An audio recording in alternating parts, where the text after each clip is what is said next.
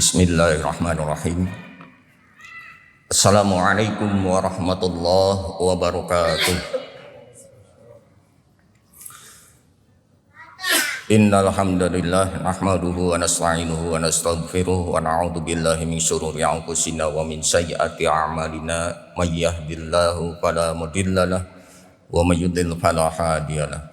Asyhadu an la ilaha illallah wahdahu la syarikalah wa asyhadu anna sayyidana Muhammadan abduhu wa rasuluhu la nabiyya ba'dah. Allahumma shalli wa sallim ala sayyidina Muhammad wa ala alihi wa ashabihi wa mawalah wa la hawla wa la quwwata illa billah amma ba'd. Wa ya ayyuhal hadirun usikum wa nafsi bitaqwallah ittaqullaha haqqa tuqatih wa la tamutunna illa wa antum muslimun. Faqala Allah ta'ala fi kitabihil karim, a'udzu billahi minasy syaithanir rajim. Laqad khalaqnal insana fi ahsani taqwim summa radadnahu asfala safilin illal ladzina amanu wa 'amilus solihati falahum ajrun ghairu mamnun. Al-ayah sadaqallahul adzim. Jamaah rahimakumullah, bersyukur kita pada siang hari ini bisa berkumpul berjamaah melaksanakan sholat zuhur dengan harapan mudah-mudahan amal ibadah kita diterima oleh Allah Subhanahu wa taala. Salawat teriring salam semoga terlimpah curahkan kepada junjungan alam, kepada Nabi besar Muhammad sallallahu alaihi wasallam. Begitu pula kepada keluarga, para sahabatnya dan juga sekalian umatnya, dan mudah-mudahan termasuk kita di dalamnya. Amin ya Allah ya rabbal alamin. Hadirin rahimakumullah, ada beberapa pertanyaan yang bisa kita simak dan mungkin bisa kita jawab. Pertama, pernahkah kita merasa lebih dari yang lain? Yang kedua, pernahkah kita merasa bahwa diri kita ini paling sempurna dibandingkan dengan yang lain? Atau pernahkah kita merasa bahwa diri kita lebih unggul daripada yang lain? Tentu pertanyaan-pertanyaan ini bisa kita jawab, dan memang lumrah, ya, wajar kalau manusia punya perasaan-perasaan semacam itu. Kenapa demikian? Jawabannya adalah tersirat di dalam Al-Quran surat At-Tin ayat 4 yang tadi saya bacakan. A'udzu billahi minasy syaithanir rajim. Laqad khalaqnal insana fi ahsani taqwim. Sungguh kata Allah, telah kami ciptakan manusia dalam wujud, dalam rupa, dalam bentuk yang seindah-indahnya, sebaik-baiknya. Fi ahsani taqwim. Luar biasa bahwa manusia itu sudah diciptakan oleh Allah sedemikian rupa, punya keunggulan, punya kelebihan jika dibandingkan dengan makhluk-makhluk yang lain. Inilah yang melandasi, yang mendasari satu sifat manusia yang ingin selalu dipuji, ingin merasa lebih dari yang lain. Wajar tentunya. Lalu letaknya di mana keunggulan manusia itu? Kelebihan manusia itu sehingga disebut ahsani taqwim, bentuk yang sebaik-baiknya. Hal ini bisa kita lihat minimal dari dua sisi. Pertama, bahwa manusia itu dilengkapi oleh Allah dengan yang namanya nafsu. Lalu seperti apa nafsu itu?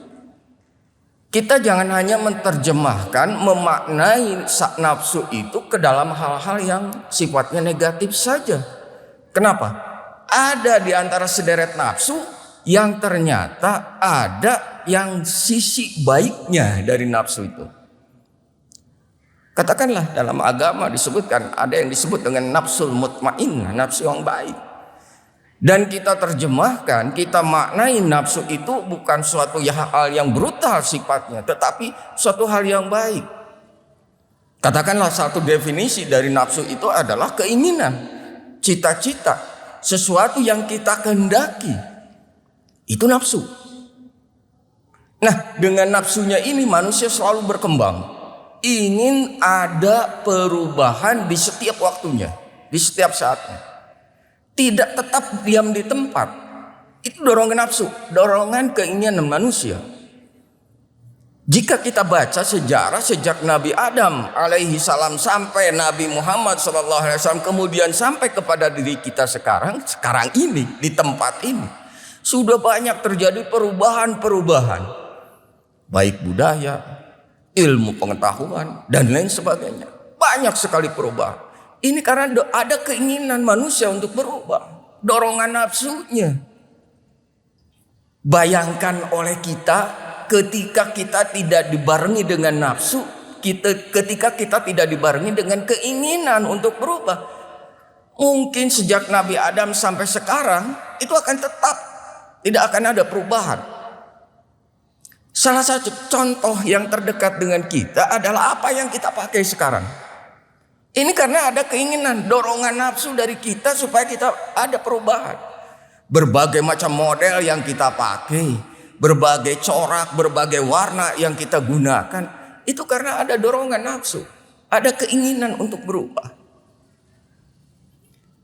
Hal yang kedua yang melengkapi keunggulan manusia, kelebihan manusia dari makhluk-makhluk lain adalah manusia dibarengi dengan akal, dan akal inilah yang tidak disertakan kepada makhluk-makhluk lain selain manusia.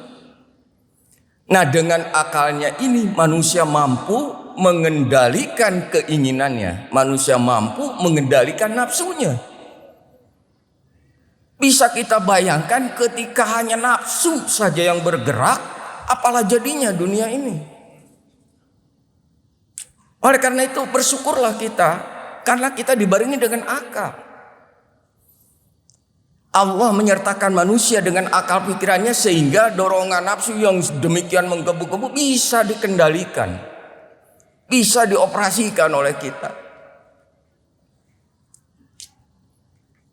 Itulah yang menyebabkan manusia disebut dalam Al-Quran ahsani taqwim, bentuk, wujud, rupa yang sebaik-baiknya. Lalu pada ayat berikutnya Allah menegaskan juga kepada kita, summa radadnahu asfala safilin. Kemudian kami jatuhkan, kami turunkan manusia itu ke dalam derajat yang serendah-rendahnya, ke tempat yang sehina-hinanya. Lalu pertanyaan kita, apa yang menyebabkannya sehingga Allah sedemikian rupa memperlakukan manusia, menjatuhkan manusia ke dalam tingkatan yang terendah? Kalau kita teliti, sebenarnya ini gampang, jawabannya adalah karena manusia, salah satunya manusia tidak bisa memanfaatkan apa yang diberikan oleh Allah, fasilitas yang diberikan oleh Allah itu dengan sebaik-baiknya. Wajar. Andai kata ibarat kita menitipkan barang sesuatu kepada seseorang, lalu orang itu tidak sanggup, tidak mampu untuk memeliharanya, tidak mampu untuk menjaganya, bagaimana dengan kita? Pasti ambok. Cek bahasa Sunda nama. Ambok. Ketika seseorang dititipkan barang tapi dia tidak mampu memeliharanya, pasti ambok kita ini. Nah, demikian pula dengan Allah. Kita dititipi nafsu, kita dititipi akal pikiran, tapi kita tidak memakainya dengan sebaik-baiknya. Wajar tidak kalau Allah marah kepada kita? Cek bahasa orang nama. Wajar. Makanya Allah menurunkan derajat manusia ke dalam derajat yang serendah-rendahnya. Itulah akibat kita tidak bisa memanfaatkan fasilitas yang Allah berikan kepada kita. Ya. Lalu bagaimana caranya agar kita selamat? Tidak diturunkan derajatnya oleh Allah kepada derajat yang terendah. Dalam ayat berikutnya Allah juga menegaskan, illal ladzina amanu wa amilus sholihat falahum ajrun ghairu mamnun. Kecuali, kata Allah, kecuali, yaitu orang-orang yang beriman dan orang-orang yang beramal soleh. Tentunya Wujud dari iman itu banyak. Salah satu di antaranya wujud dari kata iman itu adalah kemampuan kita untuk menerima dan menjaga serta melestarikan apa yang Allah berikan kepada kita. Sekaligus kita bisa memanfaatkan fasilitas itu dengan sebaik-baiknya. Nah, itulah wujud dari kata iman. Orang beriman itu kan bukan hanya sekedar mampu sholat dengan baik, mampu puasa dengan baik, ibadah haji berkali-kali. Bukan hanya itu. Tapi banyak wujud kata iman di dalam kehidupan kita. Salah satu di antaranya itu. Mampu menjaga fasilitas yang Allah berikan kepada kita serta memanfaatkannya dalam kehidupan kita dengan sebaik-baiknya. Itulah orang beriman. Wa amilus sholihat, ditambah lagi dengan perbuatan-perbuatan yang baik. Sholatnya rajin, puasanya rajin dan lain sebagainya, termasuk baca Al-Qur'annya rajin. Falahum ajrun ghairu mamnun. Maka yang demikian itu pahala yang tidak pernah terhenti. Allah akan memberikan sesuatu kepada kita jika kitanya mampu menerima, mampu memanfaatkan sekaligus memeliharanya. Kalaulah kita sudah tidak mampu menerima, apalagi memanfaatkan dengan sebaik-baiknya, wajar kalau suatu saat apa yang diberikan oleh Allah itu diambil kembali. Diambil kembali. Nah, oleh karena itu, pesannya untuk kita semua, mari kita jaga, mari kita pelihara, mari kita manfaatkan dengan sebaik-baiknya fasilitas yang telah Allah berikan kepada kita. Di antara fasilitas yang sekian banyaknya itu adalah yang melekat pada diri kita, yaitu nafsu dan akal pikiran kita. Mari kita pergunakan itu dengan sebaik-baiknya di jalan Allah Subhanahu wa taala. Hadirin jamaah rahimakumullah. Itu saja yang bisa saya sampaikan pada siang hari ini. Mudah-mudahan ini menjadi bahan renungan buat kita semua, menjadi bekal bagi kehidupan kita semua, bagaimana caranya kita memperlakukan, bagaimana cara kita menyikapi kehidupan kita ketika Allah berikan fasilitas segalanya kepada kita. Kita mampu untuk menjaganya, memeliharanya dan memanfaatkannya dalam kehidupan sehari-hari dengan sebaik-baiknya. Mudah-mudahan Allah Subhanahu wa taala masih memberikan taufik dan hidayahnya kepada kita semua. Dan mudah-mudahan Allah masih memberikan kemampuan, kesanggupan dan kemauan pada diri kita untuk senantiasa menjaga apa yang Allah berikan kepada kita dan memanfaatkan dengan sebaik-baiknya.